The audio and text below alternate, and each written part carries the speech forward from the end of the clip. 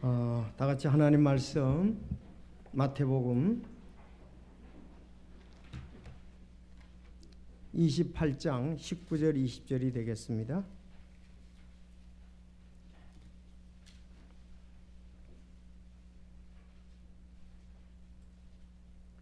다 같이 읽겠습니다. 시작. 그러므로 너희는 가서 모든 민족들을 가르치고 아버지와 아들과 성령의 이름으로 그들에게 침례를 주며 무엇이든지 내가 너희에게 명령한 모든 것을 그들에게 가르쳐 지키게 하라. 보라, 내가 세상의 끝까지 항상 너희와 함께 있느니라 하시니라. 아멘. 자, 기도드리겠습니다. 하나님 아버지 감사합니다. 추운 날씨지만 또 하나님께서 우리 환경과 건강을 지켜주시며 또 믿음을 더해주셔서 마땅히 있어야 될 자리, 아버지께 영광을 돌리는 자리에 있게 하심을 감사합니다. 비록 여러 가지 사정으로 참 또 온라인으로 드리는 성도도 있지만 하나님, 우리 마음과 생각이 모두 위를 향하게 하여 주시고 또 아버지께로부터 말씀을 받아서 새롭게 되며 또 이 말씀을 지키고 이 말씀에 굳게 서서 승리의 생활하는 저희들이 되게 하여 주옵소서. 하나님, 2021년 한 해 동안 인도해 주신 것 감사합니다. 정말 세어볼 때 감사함이 넘칠 수밖에 없습니다. 또 어려운 가운데서도 지켜주시고 보호해 주시고 사랑해 주시며 필요를 공급해 주셨고 또 주의 이름을 드러내게 하신 것 감사합니다. 2022년도 또 저희들에게 능력을 주시고 성령 지혜와 치의 충만으로 함께 하셔서 아버지의 영광을 잘 드러내는 또 2022년 한 해 저희들 계획을 세우며 달려가기를 원합니다. 하나님 선하게 인도하여 주옵소서. 오늘 정말 귀한 또 하나님의 명령에 따라 침례를 베풀 수 있는 귀한 시간은 감사합니다. 말씀을 함께 보면서 교회 사명을 잘 생각하고 잘 감당하며 또 계속 일을 위해서 전진하는 저희들이 되게 도와주옵소서. 오늘 말씀에 큰 복을 허락해 주시기를 간절히 바라오며 예수님의 이름으로 기도드리옵나이다. 아멘.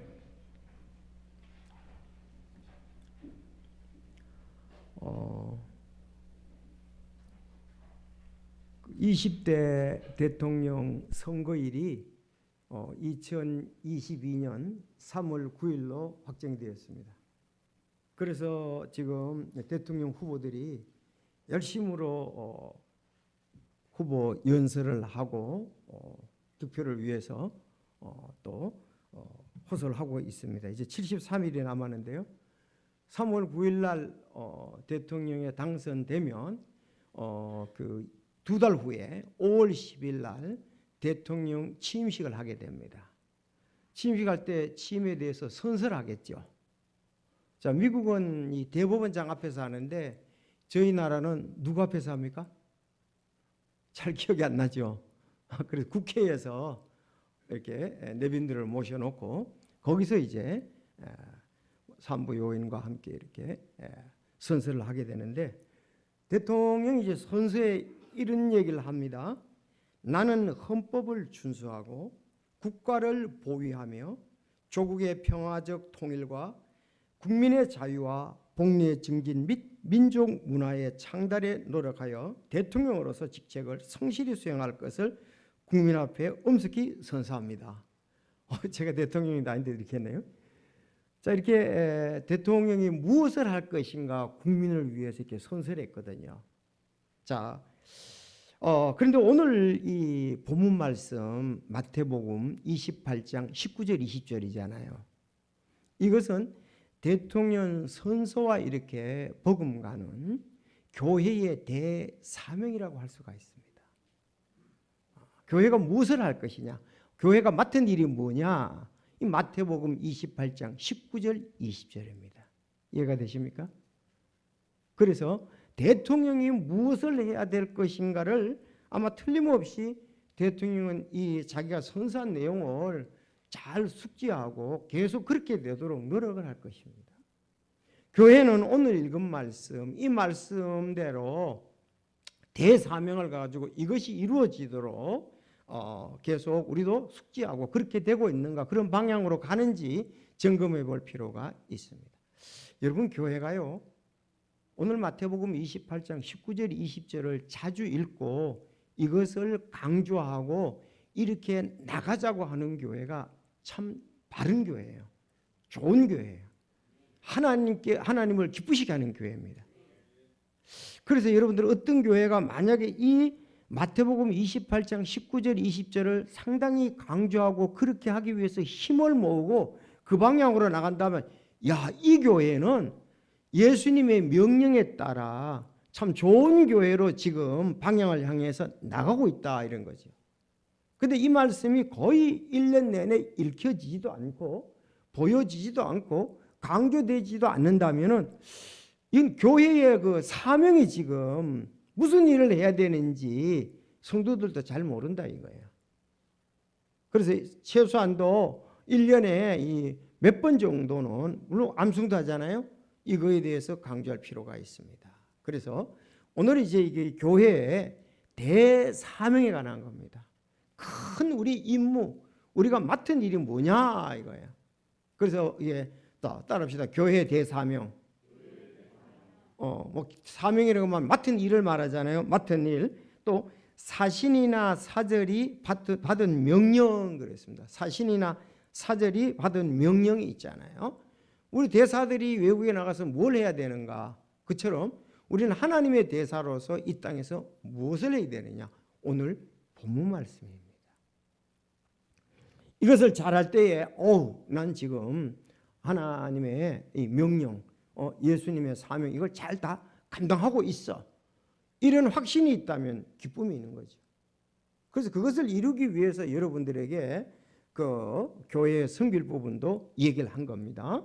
자, 그러면 여기에서 이제 몇 가지를 우리가 볼 수 있는데, 먼저 너희는 가서 그랬습니다.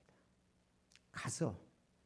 그리고 민족들을 가르치고, 두 번째 가르치고, 자, 가르쳤으면 침례를 주라. 아버지와 아들과 성령의 이름으로 침례를 주라. 그리고 내가 너희에게 분부한 모든 것을 가르쳐 이젠 지키게 하라. 세상 끝날까지 내가 너희와 항상 함께 있는다. 그렇게 말씀했습니다. 자, 예수님은 우리가 이 일을 감당할 때에 함께 하시고 또 이 일을 하는 데에 계속적으로 세상 끝날까지 함께 하신다고 그랬습니다. 세상이 이제 끝나면 이 일이 이제 필요가 없죠. 끝날까지 언제? 예수님께서 다시 오실 때까지. 우리 교회의 사명입니다. 자, 가야 됩니다. 그 다음에 가르쳐야 됩니다. 여기 가르치는 거 안에는 구원의 복음이 틀림없이 있어야 돼요. 구원의 복음이 없으면 가장 기본적이고 중요한 것을 놓치고 마는 거예요. 그러면 가르치고 구원의 복음을 전했으면 아버지와 아들과 성령의 이름으로 침례를 줘야 됩니다. 그리고 내가 분부한 이제는 모든 것을 가르쳐 지키게 하라. 교회가 지키게 하라. 내가 세상 끝날까지 너희와 함께 있겠다고 이렇게 말씀을 하셨습니다. 자, 그 중에 오늘 우리는 이미 가서 저희 교회가 이제 시작될 때에 그 선교사님들이 초창기에 이렇게 오셨잖아요. 아이콘 퍼스트 선교사님께서 오셨습니다. 자, 가서 다음에 가르쳤습니다. 모든 민족들을 가르쳤습니다. 구원의 복음을 전했습니다. 이제 오늘 구원받은 분들이 아버지와 아들과 성령의 이름으로 침례를 받게 됩니다. 자, 침례받은 분들은 또 다른 하나님의 말씀을 배워서 지켜야 된다. 이것이 바로 교회의 사명인 것입니다. 대통령이 자기 선설하면서 무엇을 해야 될까 선서하는 것처럼 사실은 오늘 우리가 예배 때마다 자주 이 말씀이 읽혀지고 선서처럼 성도들에게 알려져야 되고 숙독이 되어야 되고 또 나가서 전해야 되고 실천사항으로 이래서 열매들이 있을 때 그 교회가 아름다운 교회로서의 역할을 잘 감당하는 교회라고 볼 수가 있습니다. 이 말씀이 없으면, 이런 내용이 없으면 교회가 교회답지 못하고 어떤 한 단체로서의 뭐 도덕적인 것을 이렇게 한다든지 그 정도밖에 별로 나갈 게 없어요. 자, 우리는 그러면 오늘 본문 말씀 우리가 침례에 대해서 말씀하니까 제목을 가서 가르치고 침례를 주라. 여기까지 보겠습니다. 따라해 봅시다. 가서 가르치고 침례를 주라.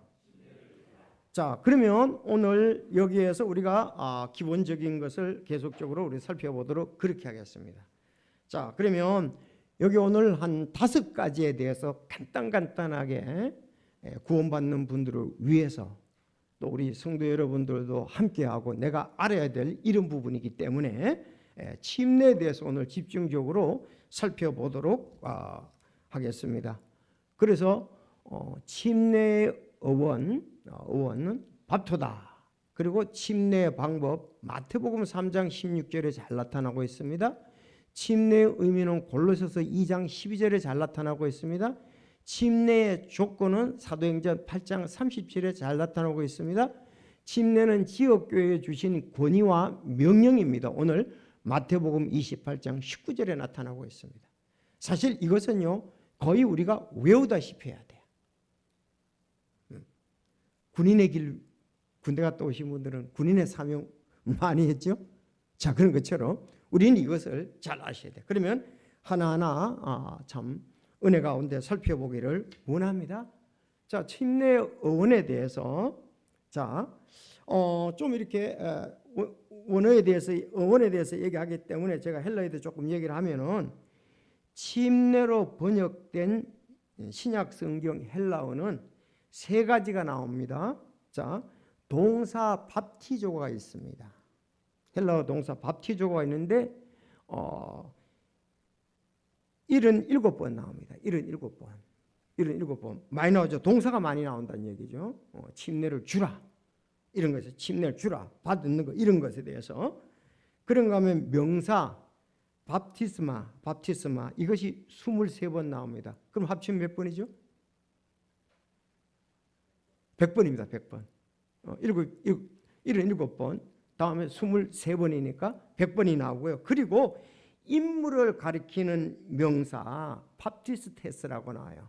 침례자 이런 말 할 때 밥티스테스라고 나와요. 이것이 15번입니다. 자, 그래서 115번이 이 침례에 대해서 나오는데 동사, 명사, 인물 명사 이렇게 해서 115번이 나옵니다.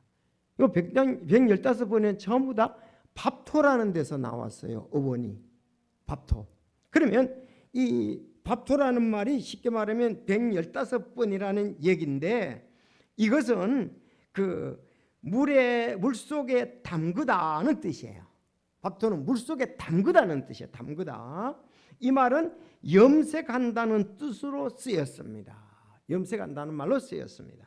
자, 그러니까 오늘날 이렇게 물을 적시거나 뿌리는 거는 다른 단어가 있는데 란티조라는 말이 있습니다.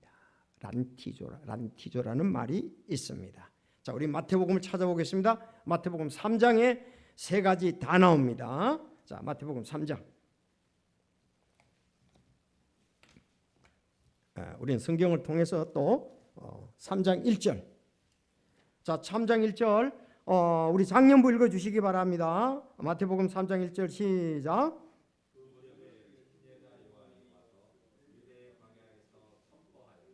네, 여기 침례자 그랬죠. 우리가 영어로는 베프티스트 요한이다 그렇게 얘기하죠. 그래서 헬라어는 이것은 베프티스테스라는 말입니다. 그래서 침례자, 사람에게 인물에게 붙이는 명사였습니다. 됐죠? 다음 3장 6절을 보겠습니다. 이건 사람에게 붙이는 명사로 이제 쓰인 거 봤고요. 다음 3장 6절 또 읽어주세요. 이번엔 부인부 읽어주세요. 시작.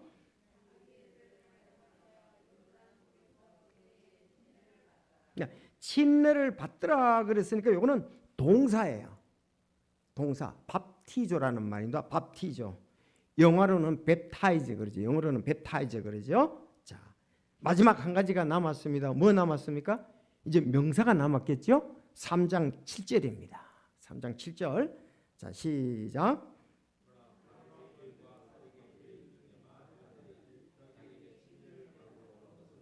네, 침례를 받으러 오는 것을 보고, 요거는 명사예요. 이건 밥티스마라고 되어 있어요.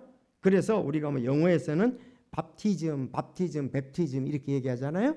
자, 이렇게 요걸 전부 다 인물명사, 동사, 명사를 합치니까 뭐는 밥토에서 나왔는데 요거는 침례를 주다, 물에 가라앉히다, 염색해서 물에 집어넣다 이런 얘기가 된다는 말씀입니다. 그래서 자, 밥토다 그랬습니다.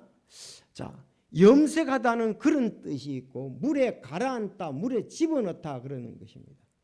제가 그 어렸을 때는 홀치기를 했어요.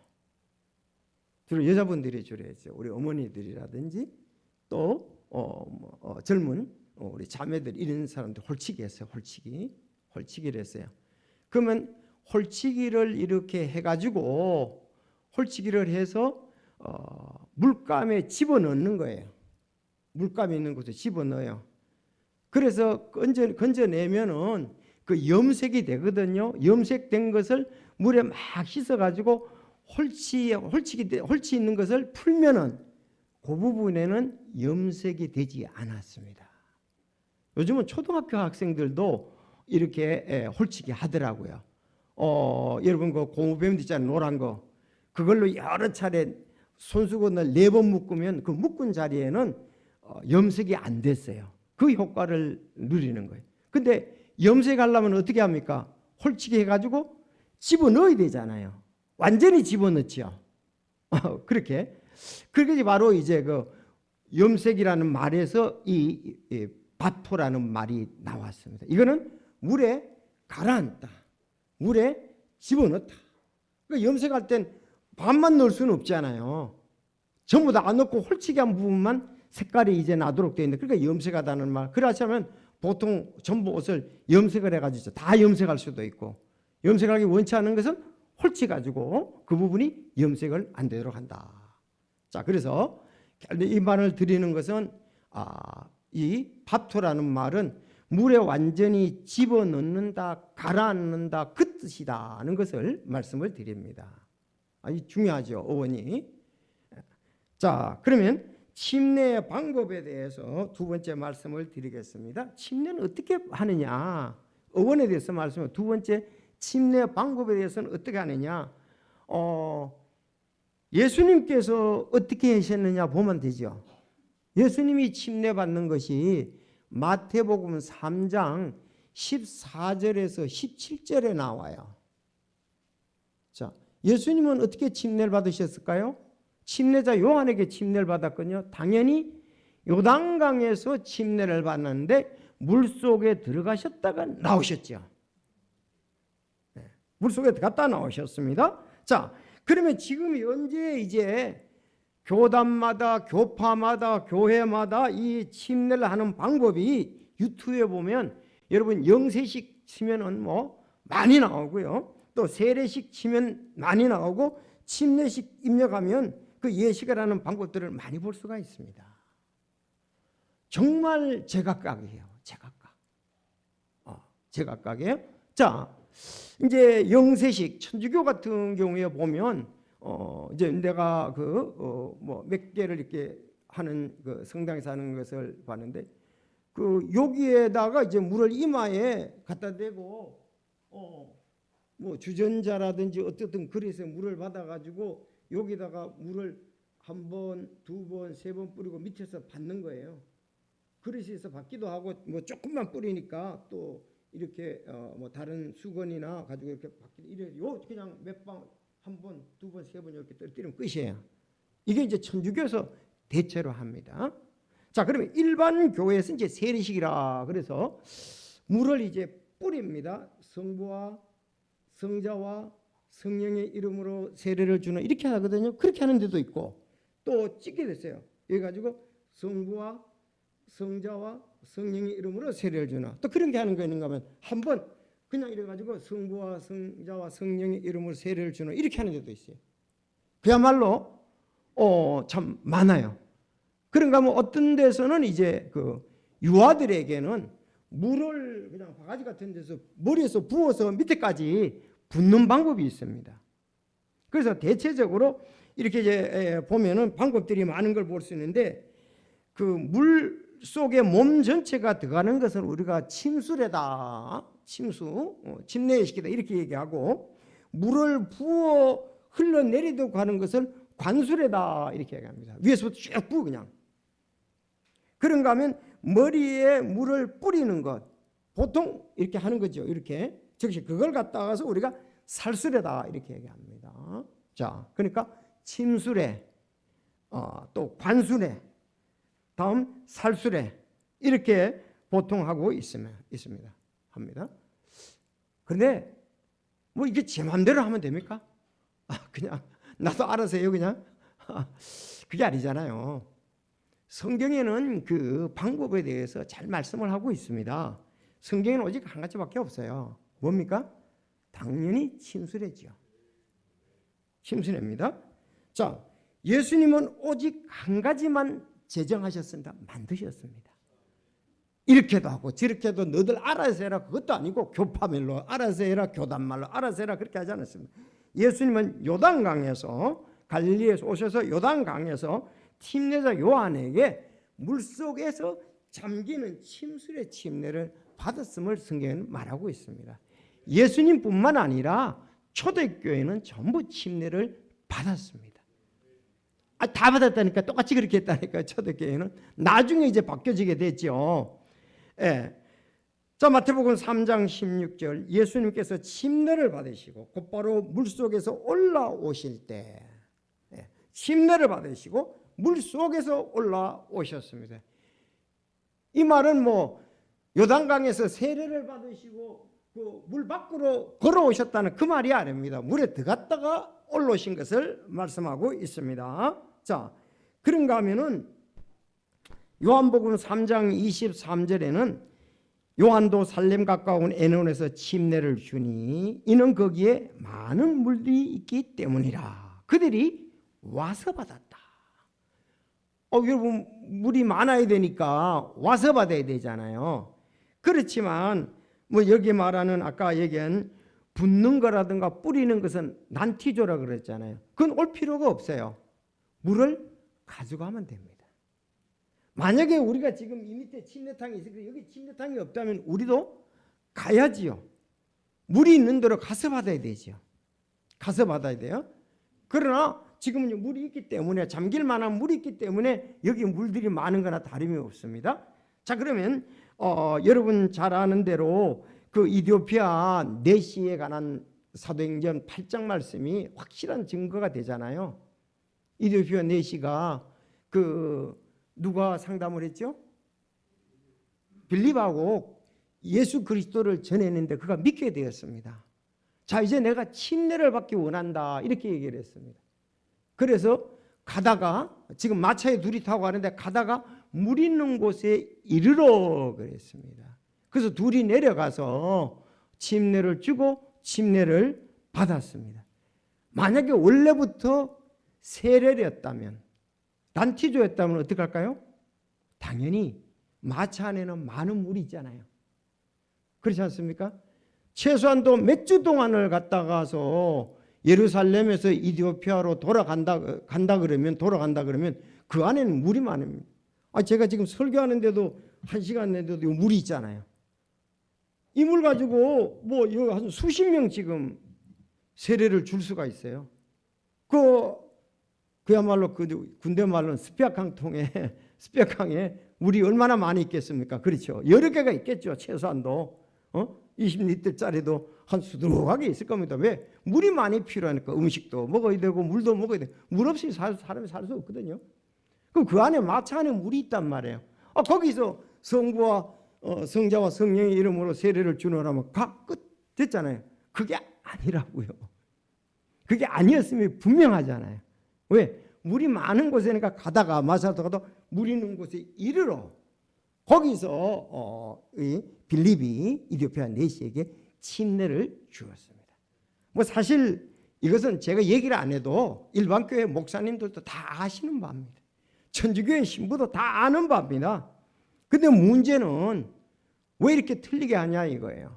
이제 나오겠지만 원래 이 방법 초대교회 사도행전 2장에 있고 계속 거기 있는 3,000명이 구원받고 그 다음에 받아도 전부 다 물에 들어갔었지 찍는 방법이라든가 물에 붓는 이런 방법은 없었습니다.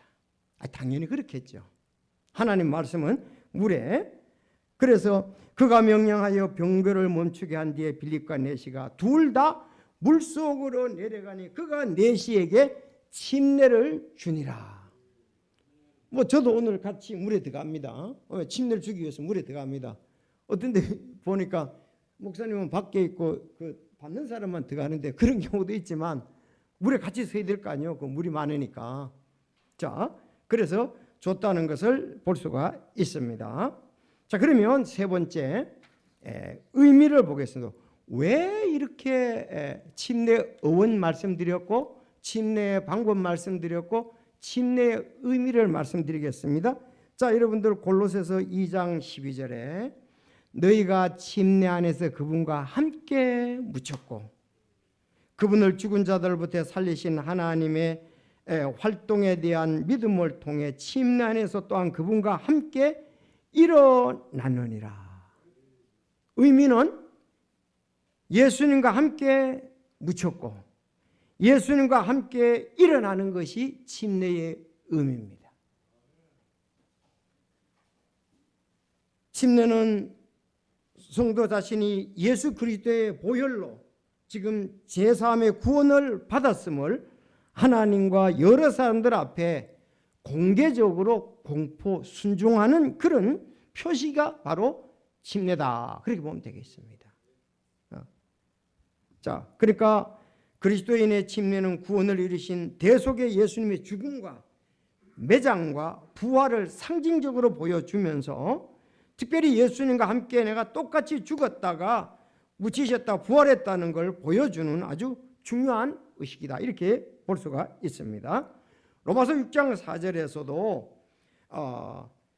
그분과 함께 묻혔나니 그랬어요. 그분과 같은 모양으로 심겼다 이렇게 얘기를 하고 부활과 같은 모양으로 됐다고 이렇게 얘기를 했습니다. 여기 의미는 바로 내가 내면적으로 믿은 것을, 그렇죠, 그것을 상징적으로 나타내는 게 침례다 이렇게 보면 되겠습니다. 자, 그런데요, 의미를 달리하는 데가 있습니다. 아니, 이건 의미를 달리하면 안 된다고요. 그거는 변질된 복음이에요. 그건 잘못된 겁니다. 자, 어떤 데서 이런 얘기가 나옵니다. 세례 성사에서 핵심적인 예식은 물로 씻는 행위입니다. 자, 그러면서 이건 가톨릭 교리서 1263항에 나오는 겁니다. 가톨릭 교리서 1263항에 나오는데 세례 성사의 효과 이렇게 나오는 거예요. 그래서 세례 성사에서 핵심적인 예식은 물로 씻는 행위입니다. 요즘은 이마에 물을 3번 붓는 방식으로 세례 예식을 거행하지만 초대교회에서는 물에 완전히 잠겼다가 다시 나오는 방법으로 행해졌습니다. 아니, 가톨릭 사람도 이렇게 얘기를 해요.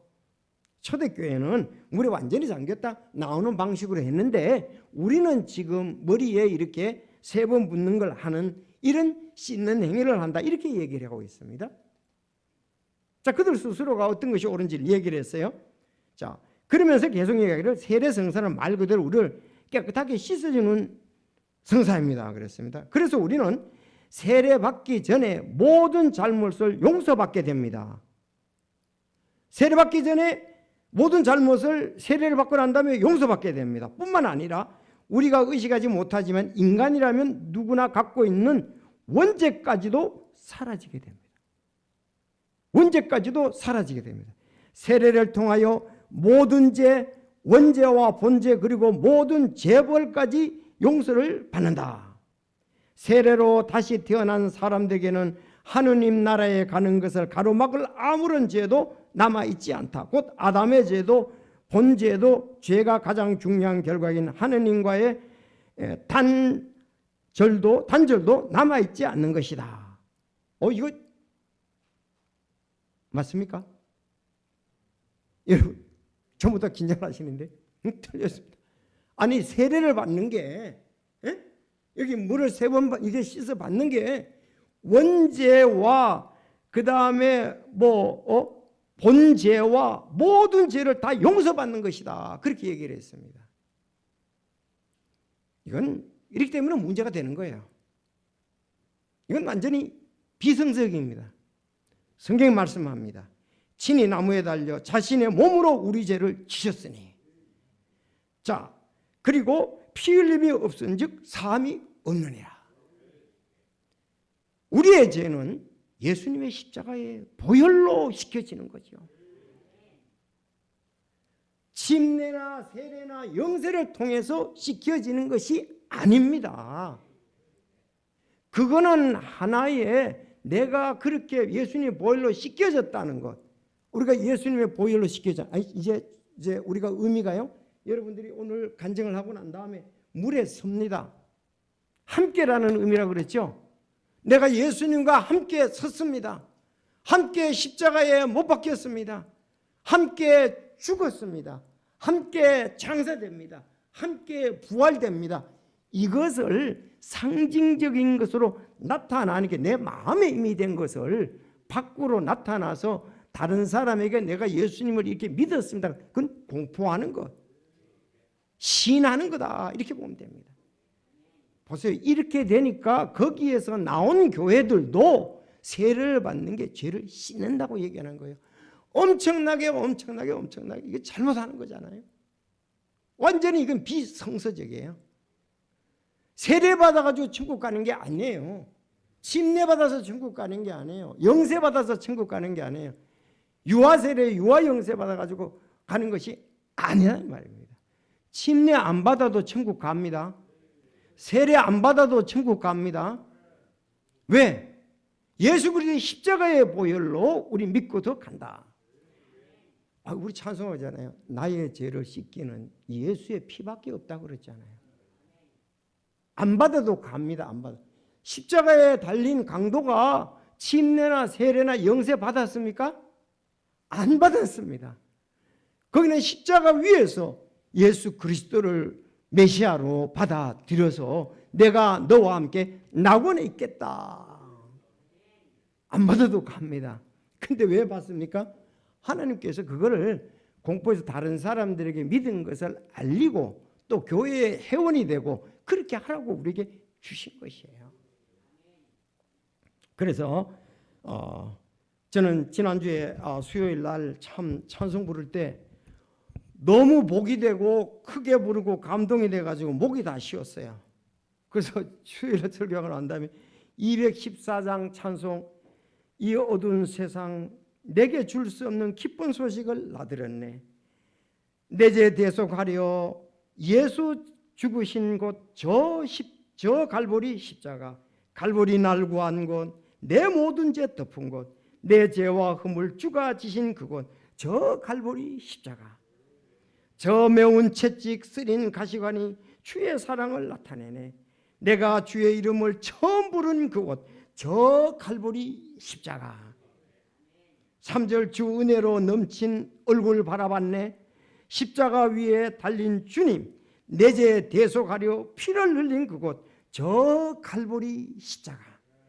갈보리 날 구한 곳, 내 모든 죄 덮은 곳, 내 죄와 흠을 주가 지신 그곳, 저 갈보리 십자가. 우리가 구원받았다면 이 감동으로 다가오는 찬송이 아닙니까? 그렇죠? 그 귀한 피로 나를 사셨으니 주님 안에서 안전하네. 모든 성도와 함께 영원 찬송하리.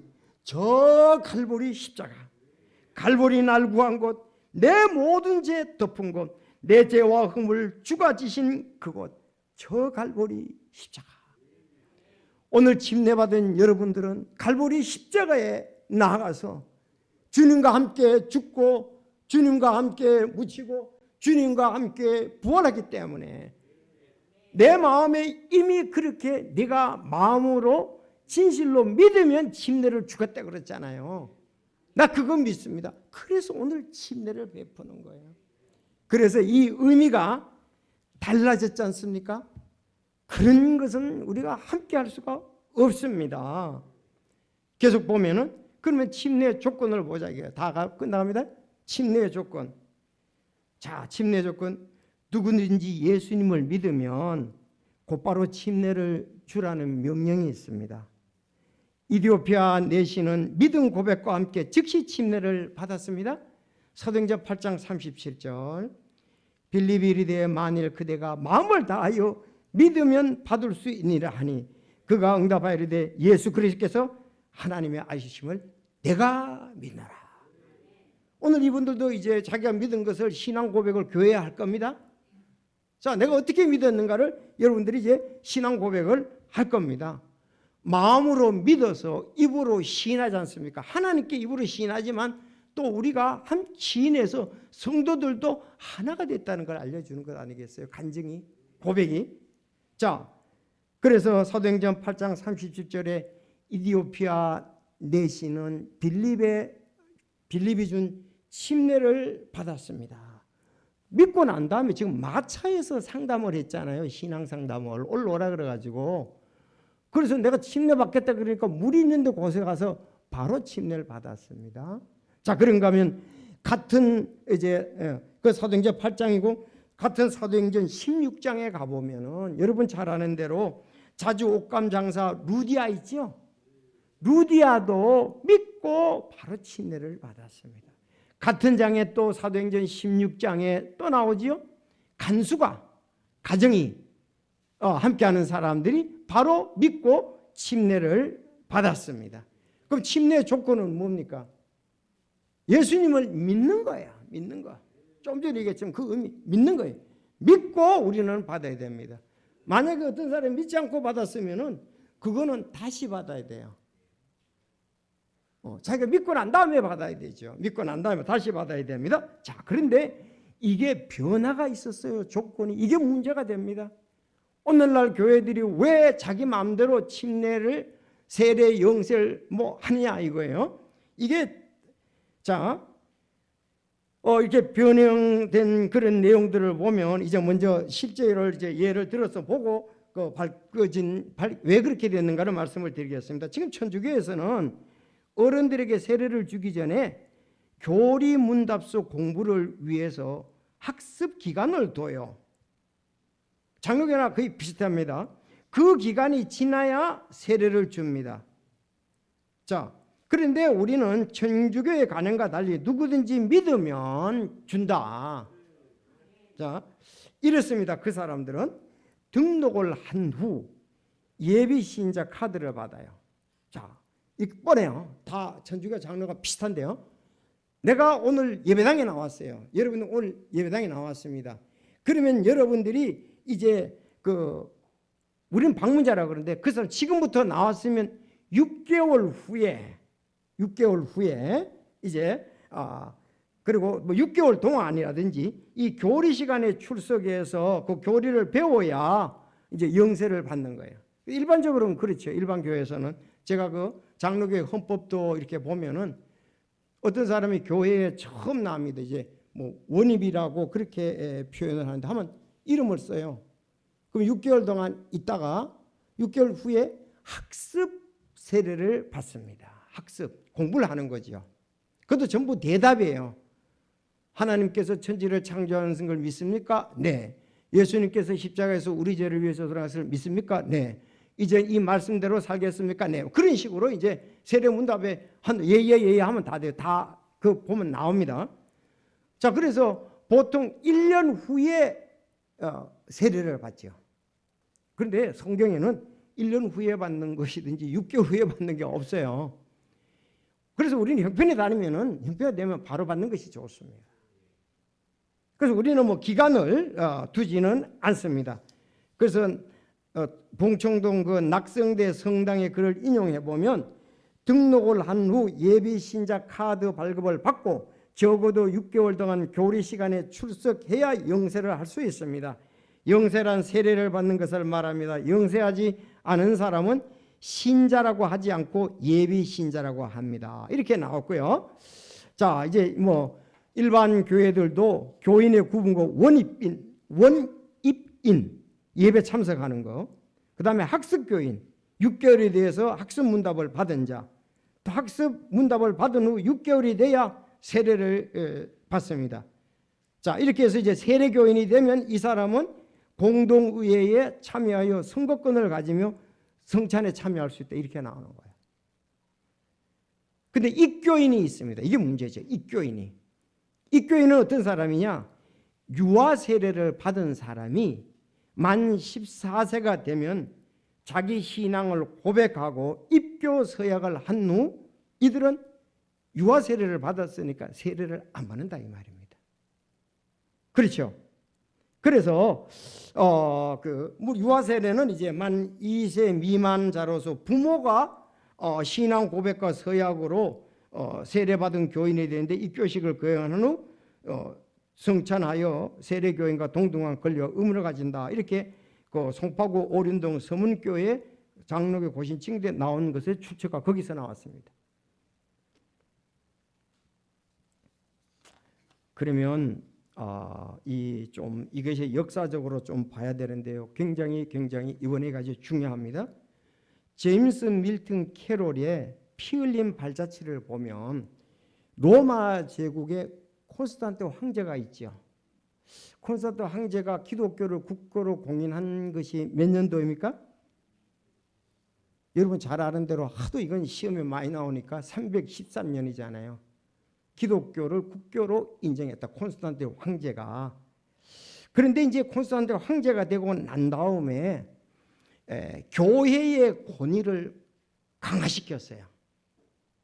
그러니까 정부의 정치보다도 교회가 그 위에요. 이것을 교권제도라 그러는 겁니다.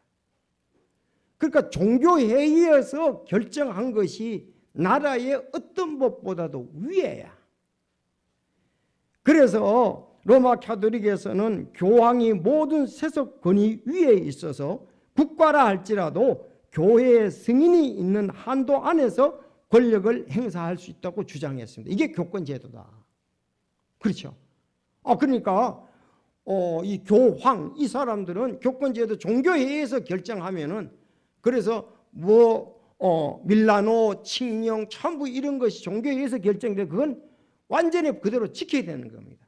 여기서 문제가 일어났는데 313년에 기독교를 국교로 공인하고 난 다음에 곧 416년 AD 416년에 유아 침례를 의무적으로 법으로 정했습니다. 따라서 416년 유아 침례를 의무적.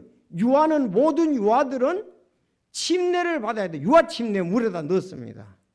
자, 그렇게 되니까 유아 침례를 주니까 성경에 있는 것이 두 부분이 폐쇄가 된 겁니다. 문제가 되죠. 어떤 것이 문제가 됩니까?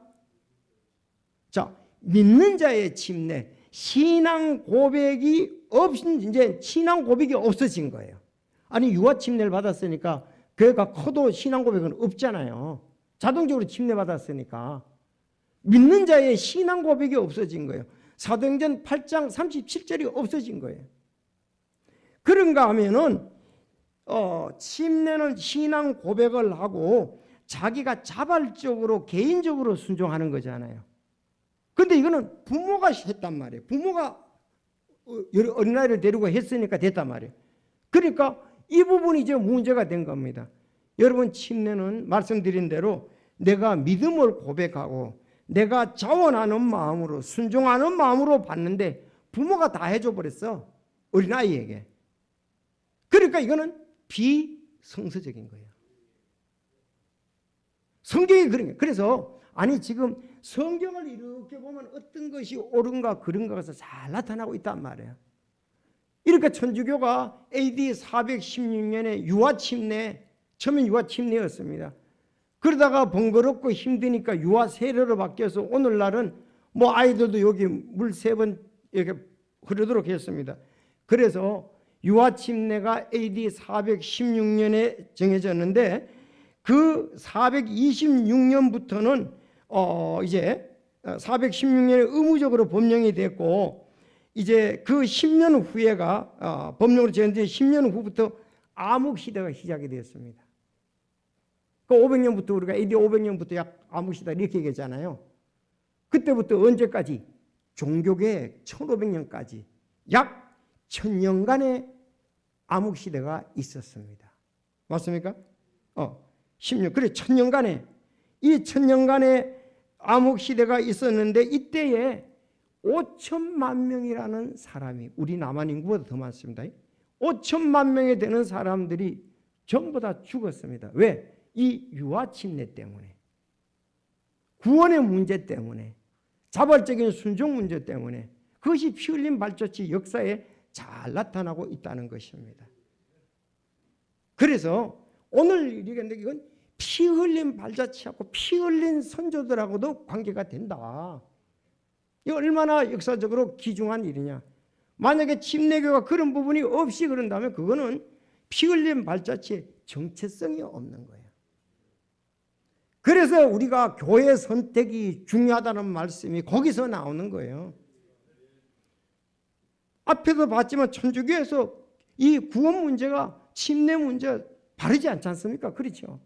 아니 이거는 제가 이게 한 것도 공개적으로 다 되는데 그들도 인정을 하든 받아들여서 그들의 세계인데 제가 이거 우리가 유튜브에 다 나갑니다. 설교한 거. 그 역사적으로 지금 현재 건 다 제가 인용을 했기 때문에 뭐 틀림없어요. 자, 그래서 중요한 두 개가 폐기되는데 뭐 신앙을 고백을 하고 받는 것이 폐기가 되었고 자발적이고 개인적인 순종이 부모에 의해서 되니까 유아 침례를 통해서 이게 폐기가 됐다는 사실입니다. 근데 성경에는 그런 것이 없다. 자, 그러면 이제 마지막 보고 마치겠는데요. 침례는 지역교회에게 주신 권위와 명령입니다. 제가 있잖아요. 마태복음 28장 19절 20절 말씀을 드렸잖아요. 자, 그러므로 너희는 가서 모든 민족들을 가르치고 아버지와 아들과 성령의 이름으로 그들에게 침례를 주며 무엇인지 내가 너희에게 명령한 모든 그것들을 가르쳐 지키게 하라. 보라, 세상의 끝까지 항상 너희와 함께 있느니라 했었습니다. 자, 우리가 여기서 이제 가서 가르치고 구원의 복음을 전하고 이 말이잖아요. 아버지와 아들과 성령의 이름으로 침례를 주고 이제 가르쳐 지키게 하라 그랬습니다. 자, 그래서 오늘 침례는 예수님의 명령들 가운데 가장 기본이 되는 명령입니다. 침례를 받으면 예수님의 명령에 순종하는 거예요. 그걸 실천하는 겁니다. 그리스도인으로서 이것은 하나님을 기쁘게 하는 거라고 볼 수가 있습니다. 사도행전 2장 41절을 보십시오.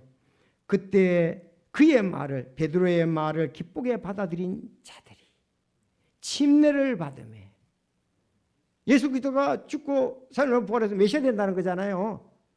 그것을 받아들인 자들이 침례를 받으면 바로 그날에 3,000원 가량의 사람들이 더해지니라 그랬습니다. 앞에 보면 120명이 했거든. 사도행전 1장에 3,000명이 더해졌습니다. 이것이 바로 교회 회원과 관계가 됩니다. 우리는 이미 지금 수십 명이 있는데 오늘 침례를 받으면 여러분들은 교회의 회원으로서 더해진다는 말씀입니다. 애도 더한다 그렇게 말씀을 했습니다. 그래서 더해지니 그들이 흔들리지 아니하고, 그들은 성령의 역사로 말씀으로 구원받았습니다. 흔들리지 않고 사도들의 교리와 교제 안에 몰고 빵을 떼며 기도하더라. 이제 여러분들이 오늘 침례를 받고 나서 말씀의 안에, 교리들 안에 있고 또 우리 성도들과 교제하고 주의 만찬도 하고 기도도 하고 그렇게 할 수 있기를 바랍니다. 이렇게 하는 것은 하나님을 기쁘시게 하는 거고 교회의 사명을 잘 감당하는 거고 우리 성도들 또한 이렇게 된 것에 대해서 얼마나 기뻐합니까? 여러분, 한 영혼이 구원받을 때 천사도 기뻐한다고. 바로 이것 때문에 우리가 교회에 와서 믿음으로 헌신하고 기도하고 내가 거기에 함께하는 겁니다. 이런 부분이 없으면 그냥 왔다 갔다고 내가 왜 이런지, 내가 제대로 하고 있는지, 내 마음 나도 몰라, 나 외롭다, 우울하다 이럴 수 있잖아요. 이런 부분에 뛰어나게 해야 그리스도인들은 생명력이 있는 영적인 삶을 사는 거 아니겠습니까? 그래서 복음을 전하고 침례를 주고 이젠 가르쳐 지키게 하는 일, 그 일을 우리 교회가 하는 것이다. 이렇게 보면 되겠습니다. 여러분, 이제 어원에 대해서 115번이나 밥토 침례에 대해서 물속에 담그는 것이다. 침례 방법 예수님처럼 마치 올라온다. 의미 그분과 함께 묻혔고 함께 일어났다. 조건 믿는 자가 받았다. 이렇게 되어 있습니다. 그러므로 우리가 이제 권위와 명령에 따라 오늘 저희도 행하게 됩니다. 다 같이 기도하겠습니다.